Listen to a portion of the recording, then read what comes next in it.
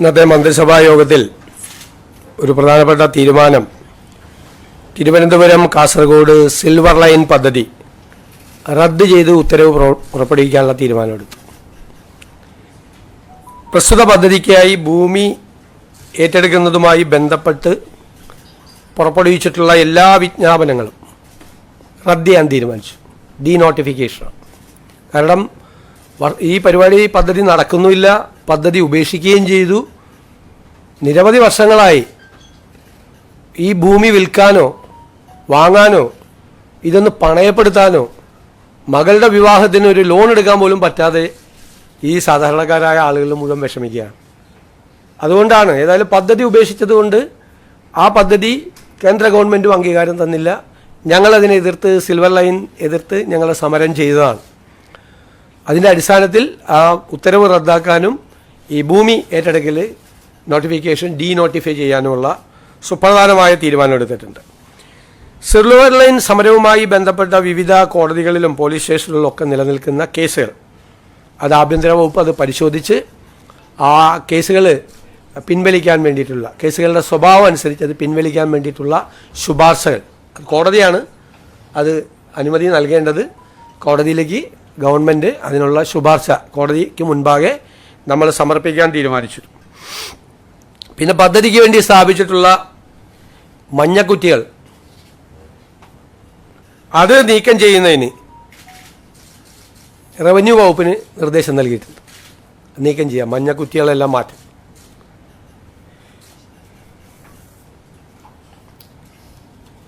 പിന്നെ രണ്ടാമത് PSCയുമായി ബന്ധപ്പെട്ട ലിസ്റ്റ് നമുക്ക് റാങ്ക് ലിസ്റ്റുകളുടെ കാലാവധി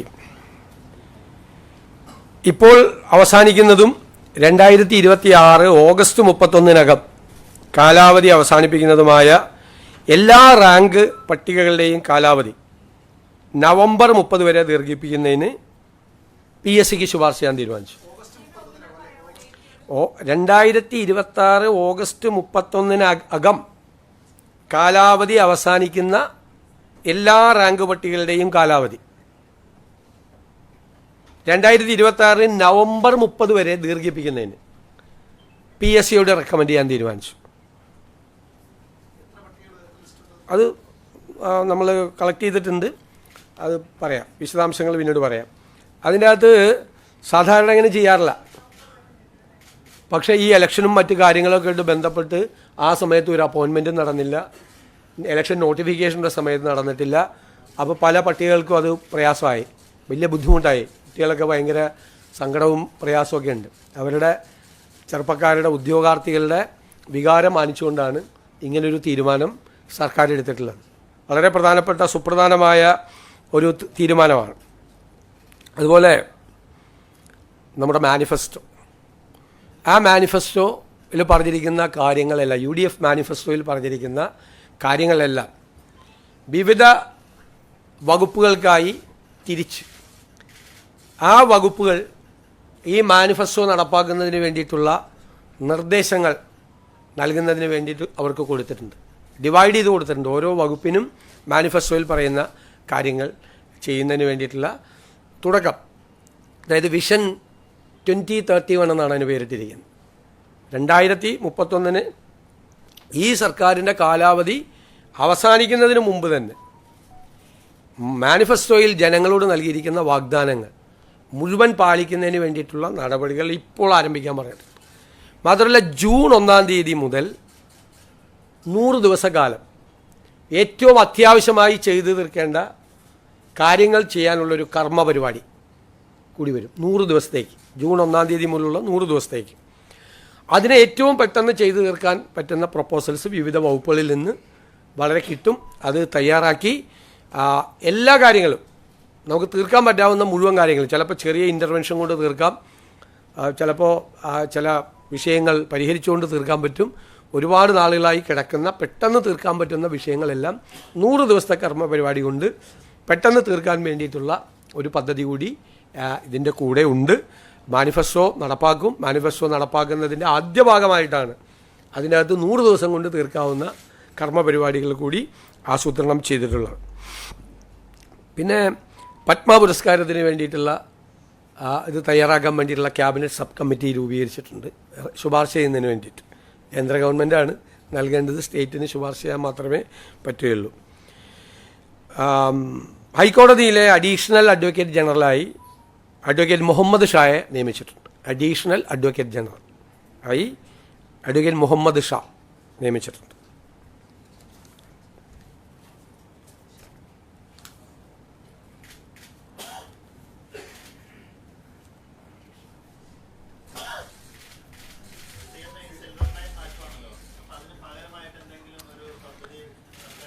അല്ല, അതിപ്പോൾ ഞങ്ങളത് സ്റ്റഡി ചെയ്യുകയാണ്.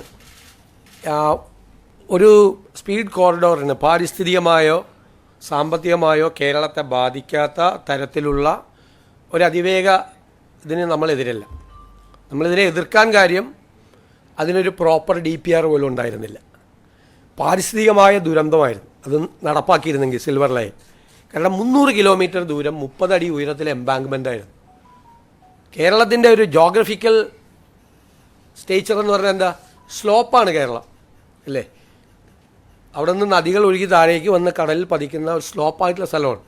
അതിനിടയിൽ 30 അടി ഉയരത്തിൽ 300 കിലോമീറ്റർ ദൂരം എംബാങ്ക്മെൻറ്റ് പണിയുക എന്ന് പറഞ്ഞ ഒരു സസ്റ്റൈനബിൾ ആയിട്ടുള്ള പ്രോജക്റ്റ് ആയിരുന്നില്ല. അത് എൻവയൺമെൻറ്റ് ഡിസാസ്റ്റർ ഉണ്ടാവുമായിരുന്നു, പാരിസ്ഥിതിക ദുരന്തം ഉണ്ടാവുമായിരുന്നു ഇല്ലേ. പിന്നെ 200 കിലോമീറ്റർ ദൂരം 10 അടി ഉയരത്തിൽ മതിലായിരുന്നു. ഇപ്പോൾ മൺസൂൺ തുടങ്ങിക്കഴിഞ്ഞാൽ ട്രെയിൻ മാത്രമല്ല ബോട്ട് കൂടി ഓടിക്കായിരുന്നു.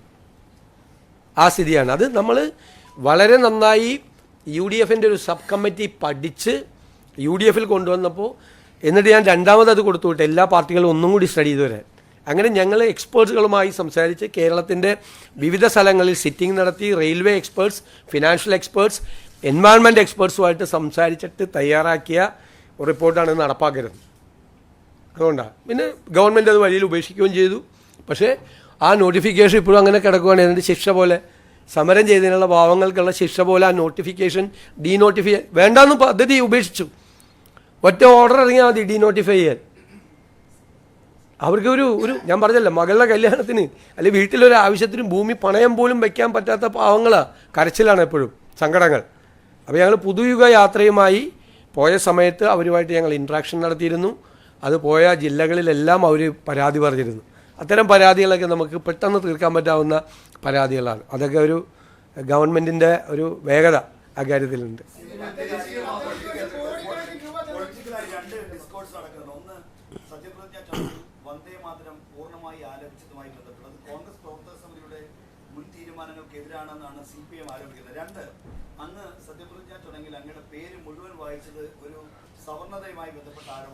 ഒരു കാര്യം, ആദ്യത്തെ കാര്യം ഞങ്ങൾക്കറിയില്ലായിരുന്നു ഇങ്ങനെ ഈ വന്ദേമാതരം മുഴുവൻ ആലപിക്കുന്നത്. അത് രാജ്ഭവനിൽ നിന്നുള്ള നിർദ്ദേശം അനുസരിച്ചിട്ടാണ്. ഞാനും നിൽക്കുമ്പോഴാണ് കേൾക്കുന്നത്, മുഴുവൻ കേൾക്കുന്നത് ഞാനും നിൽക്കുമ്പോഴാണ് കേൾക്കുന്നത്. അതിൻ്റെ ഇടയിൽ ചെന്ന് തടസ്സപ്പെടുത്താൻ പറ്റുമോ? പിന്നെ അതിൻ്റെ ഇടയിൽ നിന്ന് ഇറങ്ങിയിട്ട് ഇത് അവസാനം ഇത് ആലപിക്കുമെന്ന് അറിയില്ല. അവസാനം സാധാരണ നാഷണൽ ആന്തമാണ് ചെയ്യുന്നത്. ഇതുകൂടി ആലപിച്ചു, നമ്മൾ അറിഞ്ഞുകൊണ്ടല്ല, നമുക്ക് അറിയില്ല. രണ്ടാമത്തെ കാര്യം, ഞാൻ എൻ്റെ അച്ഛൻ്റെ പേര് പറഞ്ഞ എന്താ കുഴപ്പം? എൻ്റെ അച്ഛൻ്റെ പേര് അതാണ്. എനിക്ക് അമ്മയുടെ പേര് കൂടി പറയാത്തതിൽ സങ്കടമുണ്ട്. ഞാൻ MLA ആകുന്നതിന് മുമ്പ് മരിച്ചുപോയവരാണ് രണ്ടുപേരും. എൻ്റെ അച്ഛൻ്റെ പേര് കൂടി പറയണമെന്ന് പറഞ്ഞാൽ എൻ്റെ ഫുൾ നെയിം ഞാൻ വായിച്ചു. സാധാരണ അങ്ങനെയാണല്ലോ, ഇപ്പോൾ പാസ്പോർട്ടിൽ എഴുതുന്നത് അങ്ങനെയല്ലേ. എൻ്റെ അച്ഛൻ്റെ പേര് കൂടി ഞാൻ പറഞ്ഞു. അച്ഛൻ്റെ പേര് പറയാൻ വേണ്ടിയിട്ടാണ് ഞാൻ പറഞ്ഞത്. സത്യമായിട്ടും ആണെന്നേ. എനിക്ക് സന്തോഷമാണ്, നിറഞ്ഞ മനസ്സോടുകൂടിയല്ലേ പറയണത്. അവരെ ഓർക്കണ്ടേ മാതാപിതാക്കളെ. അമ്മയെ ഞാൻ മനസ്സിലും വിചാരിച്ചു. അച്ഛൻ്റെ പേരും പറഞ്ഞു. അമ്മയുടെ പേര് പറയാൻ സ്കോപ്പില്ല അവിടെ, അതുകൊണ്ടാണ്. ഇല്ലേ അമ്മയുടെ പേര് കൂടി പറഞ്ഞത്. അച്ഛൻ്റെ അമ്മയുടെ പേര് പറയുന്ന അഭിമാനമാണ്. ഞങ്ങൾ റിവ്യൂ ചെയ്യുന്നുണ്ട് തീർച്ചയായിട്ടും. ഒരുപാട് കംപ്ലയിൻസ് ഉണ്ട്, പരാതികളുണ്ട് വ്യാപകമായി. ഇപ്പം എൻ്റെ നിയോജകമണ്ഡലത്തിൽ പോലും വ്യാപകമായ പരാതികളുണ്ട്. ഇമ്മീഡിയറ്റ് ആയിട്ട് ഞങ്ങൾ അതിൻ്റെ യോഗം വിളിക്കുന്നുണ്ട്. നിങ്ങളുടെ 3 ദിവസമോ? അതെങ്ങനെ? ഞാൻ ചോദിക്കട്ടെ, സത്യപ്രതിജ്ഞാ ചടങ്ങ് കഴിഞ്ഞു, അന്ന് രാത്രി ചർച്ചകൾ നടത്തിയത് പൂർത്തിയായി, ലിസ്റ്റ്. ഇന്നലെയാണ് അറിയുന്നത് ഗവർണർ സ്ഥലത്തില്ലാന്ന്. ഗവർണർ രാവിലെ തൃശ്ശൂരിലേക്ക് പോയി, അദ്ദേഹം രാത്രിയാണ് വന്നത്. ഇന്ന് രാവിലെ ഗവർണർക്ക് സമർപ്പിച്ചു. എവിടെയാണ് വൈകിയത്? നേരിട്ട് കൊടുത്തു, ഗവർണർക്ക് കൊടുത്തു. അല്ലെ ഗവർണർ അവിടെ നിന്ന് അപ്രൂവൽ വേണ്ടേ? അല്ലെങ്കിൽ അവിടെ എന്ത് തർക്കം? മിനിങ്ങാന്ന് രാത്രി തീർന്നു. നിങ്ങൾ എഴുതിയതിന് നിങ്ങൾ വാർത്ത കൊടുക്കുന്നത് ഞാൻ എന്ത് ചെയ്യാൻ പറ്റും? നിങ്ങൾ പറയും ഫിഷറീസിൻ്റെ തർക്കമാണ് എന്ന് പറഞ്ഞിട്ട് പല വാർത്തകളും വന്നു. ആ വിഷയങ്ങളൊക്കെ UDF ചർച്ചകളിലൊക്കെ മന്ത്രിസഭ സത്യപ്രതിജ്ഞയ്ക്ക് വന്ന UDFൻ്റെ ചർച്ചകൾ പൂർത്തിയായി. ഏത് മന്ത്രിസഭാ സത്യപ്രതിജ്ഞയ്ക്ക് മുമ്പ് 10 ദിവസം കൊണ്ട് വരുന്ന കോൺഗ്രസിൻ്റെ മന്ത്രിസഭാ ലിസ്റ്റ് 24 മണിക്കൂർ കൊണ്ട് വന്നു. സത്യപ്രതിജ്ഞ കഴിഞ്ഞ് അന്ന് രാത്രി തന്നെ, അങ്ങനെയാണ് രാത്രി സാധാരണ 48 hours എടുക്കാറുണ്ട്. ഇത് അതും എടുത്തില്ല. ഇന്നലെ മിനിങ്ങാന്ന് രാത്രി ഇച്ചിരി വൈകിയാണ് തീരുമാനമായത്. കാരണം ഡൽഹിയിൽ നിന്നുള്ള എല്ലാം അപ്രൂവലെല്ലാം വാങ്ങിച്ചിട്ടാണ് ചെയ്തത്. പൂർത്തിയായി. ഇന്നലെ ഗവർണർ ഇല്ലയെന്ന് നമുക്ക് അറിയില്ല. സത്യത്തിൽ ഗവർണർ ഇല്ലായിരുന്നു. അപ്പോൾ എന്ത് ചെയ്യാൻ പറ്റും? ഇന്ന് രാവിലെയല്ലേ കൊടുക്കാൻ പറ്റുള്ളൂ. കൊടുത്തു. അതിന് ഇന്നലെ എന്തൊക്കെയാണ് പറഞ്ഞത്? ഭയങ്കരമായിട്ടാണ്.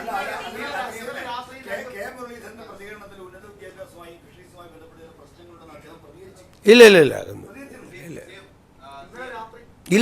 ഒരു വിഷയം ഉണ്ടായി.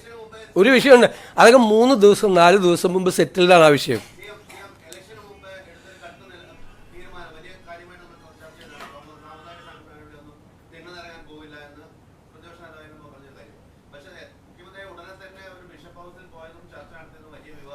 ഞാൻ പ്രതിപക്ഷ നേതാവായപ്പോൾ തിണ്ണയിറങ്ങാൻ പോകില്ല എന്നൊന്നും ഞാൻ പറഞ്ഞിട്ടില്ല. ഇന്ന് എവിടെന്നെങ്കിലും ഒരു തിന്ന് കോട്ട് ചെയ്ത് കാണിച്ചു. ഞാൻ പണ്ട് ഉപദേശിച്ചിട്ടുണ്ട് നേതാക്കളോട്, തിണ്ണയിറങ്ങാൻ പോയിരുന്നു. എന്താ ബിഷപ്പ് ഹൗസിൽ പോയാൽ എന്താ കുഴപ്പം? ഞാൻ എപ്പോഴും പോകാറുണ്ടല്ലോ, എല്ലാ സ്ഥലങ്ങളിലും പോകാറുണ്ടല്ലോ. ഞാൻ ശിവഗിരിയിൽ പോകുന്നുണ്ടല്ലോ.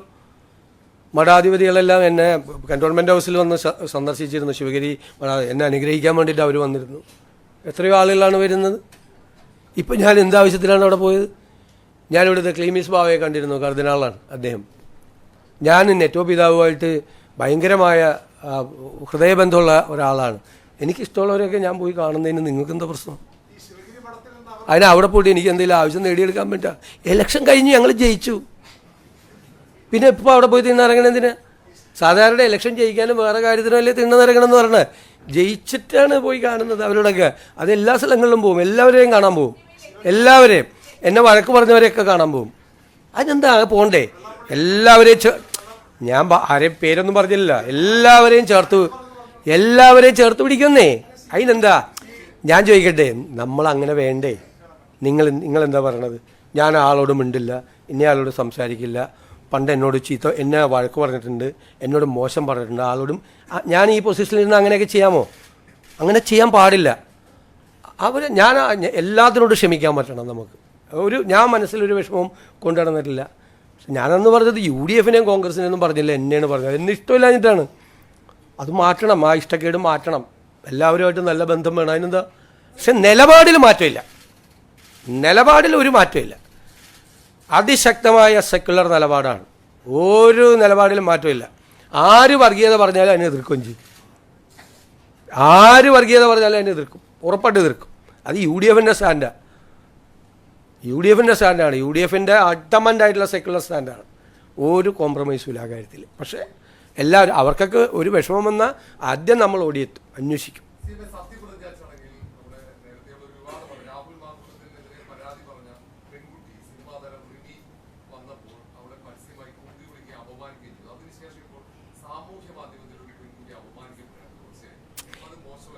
ഞാൻ ഏറ്റവും കൂടുതൽ അപമാനിക്കപ്പെടുന്നത് മാധ്യമപ്രവർത്തകർ, വനിതാ മാധ്യമപ്രവർത്തകരിൽ ഏറ്റവും കൂടുതൽ അപമാനിക്കപ്പെടുന്നത് മാധ്യമങ്ങളിൽ ഇല്ലേ? ഏറ്റവും കൂടുതൽ അപമാനിക്കപ്പെടുന്നത് വനിതാ മാധ്യമപ്രവർത്തകരില്ലേ? സ്ത്രീകളെ അപമാനിക്കാൻ വേണ്ടിയുള്ള സ്ഥലമായി സോഷ്യൽ മീഡിയ മാറി. ആരെയും അപമാനിക്കരുത്. ഞങ്ങളുടെ നിലപാട് നേരത്തെ അങ്ങനെയാണ്, ഇപ്പോഴും അങ്ങനെയാണ് നിലപാട്. ഒരു സ്ത്രീയെയും ഒരാളെയും അപമാനിക്കരുത്. ആളുകളെ അപമാനിക്കാനുള്ള സ്ഥലമല്ല സോഷ്യൽ മീഡിയ എന്ന് പറയുന്നത്. അത് ചെയ്യരുതെന്നാണ് എൻ്റെ വിനീതമായ അഭ്യർത്ഥന എല്ലാ ആളുകളോടും. എത്രയോ മാധ്യമപ്രവർത്തകരാണ്, സ്ത്രീകളായ മാധ്യമപ്രവർത്തകരാണ് എന്തെല്ലാം മോശമായ വാക്കുകൾ ഉപയോഗിച്ചാണ് അവരെ അവമാനിക്കുന്നത്. അതിൻ്റെയൊക്കെ കേന്ദ്രം എവിടെ നിന്നായിരുന്നു കൂടി അന്വേഷിച്ചു നിങ്ങൾ.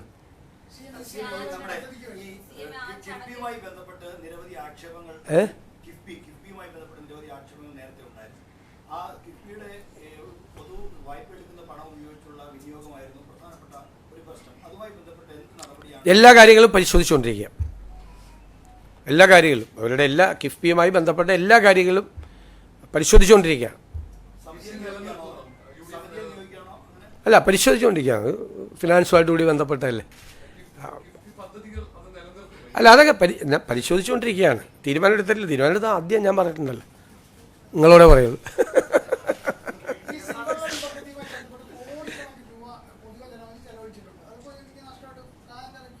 അല്ലാതെ എന്ത് ചെയ്യാൻ പറ്റും? വഴിയിൽ ഉപേക്ഷിച്ചില്ലേ, പോയില്ലേ, ആ പൈസ പോയി. അല്ല, എല്ലാം പരിശോധിച്ചുകൊണ്ടിരിക്കുകയാണ്. അവരെന്താണ് അവർ ചെയ്യുന്നത്, എന്ത് വർക്കാണ് അവർ ചെയ്യുന്നത്, എല്ലാ കാര്യങ്ങളും അവരുടെ മീറ്റിംഗൊക്കെ വിളിച്ചിട്ടുണ്ടല്ല. നമുക്ക് അത്ര സമയമല്ലേ.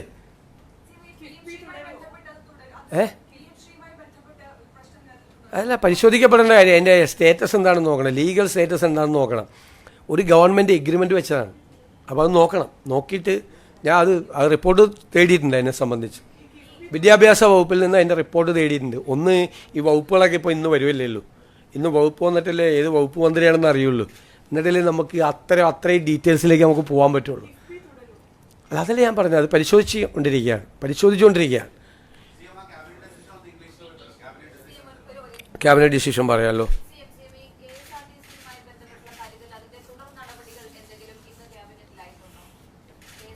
ക്യാബിനറ്റിൽ അത് ചർച്ച ചെയ്യേണ്ട ആവശ്യമില്ല. ജൂൺ 15 മുതൽ അത് നടപ്പാക്കുമെന്നാണ് പറഞ്ഞിരിക്കുന്നത്. അതിൻ്റെ വിശദാംശങ്ങൾ പ്രഖ്യാപിക്കും നടപ്പാക്കുന്നതിന് മുമ്പ്. ഞാൻ കഴിഞ്ഞ ഇതിൽ പറഞ്ഞതാണ്. ഇനി അത് ക്യാബിനറ്റിൽ പോകേണ്ട ആവശ്യമില്ല. അത് മറ്റേ ട്രാൻസ്പോർട്ട് വകുപ്പും ഒക്കെ ആയിട്ട് ആലോചിച്ച് ബാക്കി കാര്യങ്ങൾ ചെയ്യും. അതിൻ്റെ ഡീറ്റെയിൽസ് തയ്യാറാക്കും. Today's cabinet we have decided to denotify the Silver Line project, and all the acquisition process will be denotified. This project, Silver Line project, will be cancelled, and we will recommend to the concerned authorities to withdraw all the cases connected with this Silver Line agitation. And we have asked the Revenue Department to remove all the border signals for acquiring this land. And number 2, we have decided to extend the PSC lists, including the lists which is ending on 31st August. It will be extended to 26 November 30th. Then our manifesto. We have divided the promises in the manifesto to the various departments. And we asked to report how can we implement this promises given to the people of Kerala. And there should be a 100 days programs which starts on 1st of June to cure the immediate issues, to address the immediate issues. Within 100 days, we will solve those issues reported by the various departments. And we have constituted a cabinet subcommittee to recommend for the Padma awards to the central government. ഞാൻ വേറൊരു കാര്യം കൂടി പറയാൻ വിട്ടുപോയി. Medical negligence കൊണ്ട് മരണപ്പെട്ട കൊല്ലത്തെ വേണുവിൻ്റെ കുടുംബത്തിന് 5 ലക്ഷം രൂപ ധനസഹായം കൊടുക്കാൻ തീരുമാനിച്ചത്. അത് മെഡിക്കൽ നെഗ്ലിജൻസ് ആണെന്നുള്ള റിപ്പോർട്ടും വന്നിട്ടുണ്ട്. എൻ്റെ അടിസ്ഥാനത്തിൽ ആ കുടുംബത്തിന് ഒരു 5 ലക്ഷം രൂപ ധനസഹായമായി ഒരു പ്രത്യേക കേസായിട്ട് പരിഗണിച്ചിട്ടാണ്. മെഡിക്കൽ നെഗ്ലിജൻസാണ് അത് കൊടുക്കാൻ വേണ്ടി തീരുമാനിച്ചു.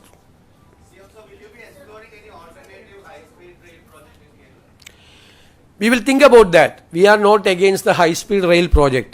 We oppose the Silver Line project because it was a environment disaster, and economically it was not viable. There was not even a detailed project report. So we have studied in detail. The UDF opposed the Silver Line project.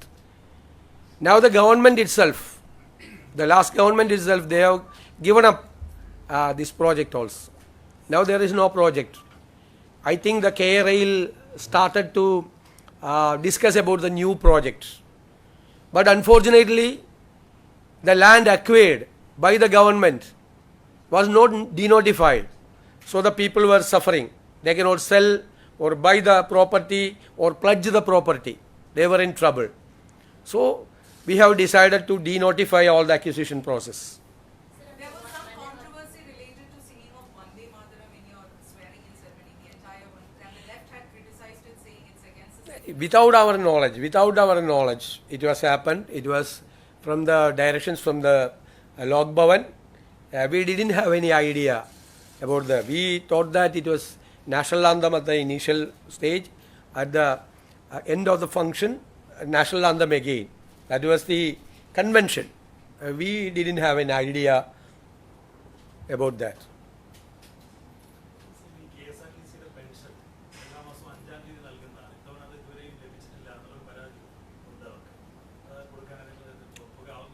അല്ല വന്നല്ലോ ഇപ്പോൾ we look into that നമ്മളത് പരിശോധിച്ച് വേണ്ട നടപടികൾ സ്വീകരിക്കും ഉറപ്പായിട്ടും. ഞാനിത് അവരോട് പെൻഷൻ സംഘടന അവരെന്നെ കാണാൻ വരുന്നുണ്ട്, അവരെ സംസാരിക്കും.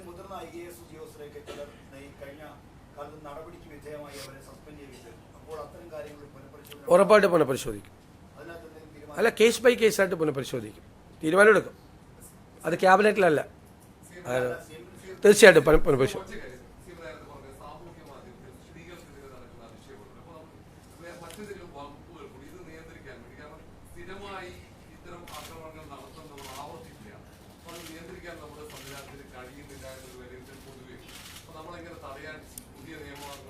നോക്കാം, നമുക്ക് പരിശോധിക്കാം.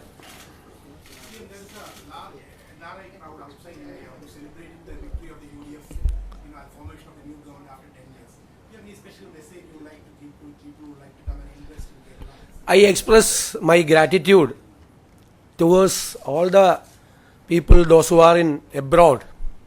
And you know that across the world there is a large Malayali diaspora. They have been eagerly waiting for the results of this assembly election. And after the election, they have been waiting for the appointment of the CM also. And I am very grateful to all the Malayali communities across the world. Any new plans for investment that you would like? Definitely, it is mentioned in our manifesto. They will be participated in our coming projects, definitely.